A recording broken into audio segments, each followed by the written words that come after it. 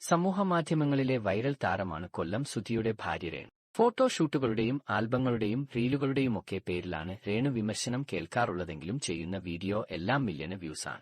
ഇപ്പോഴിതാ സ്കൂൾ കുട്ടിയായി യൂണിഫോമിൽ തിളങ്ങുന്ന രേണുവാണ്. തന്റെ ഇൻസ്റ്റാഗ്രാം പേജിലൂടെയാണ് രേണു വീഡിയോ പങ്കുവച്ചിരിക്കുന്നത്. ഒരു പരസ്യത്തിന്റെ ഭാഗമായിട്ടാണ് സ്കൂൾ കുട്ടിയായി രേണു അഭിനയിച്ചിരിക്കുന്നത്. മികച്ച അഭിപ്രായമാണ് വീഡിയോയ്ക്ക് ലഭിക്കുന്നത്. അതേസമയം തനിക്കെതിരെയുള്ള സോഷ്യൽ മീഡിയ കമന്റുകളോടും രേണു കഴിഞ്ഞ ദിവസം പ്രതികരിച്ചിരുന്നു. തന്റെ ശരീരത്തിന് അനുയോജ്യമായ വസ്ത്രങ്ങളാണ് ഞാൻ ധരിക്കുന്നത്. ഇതുവരെ അതെനിക്ക് ഷെയിം ആയി തോന്നിയിട്ടില്ല.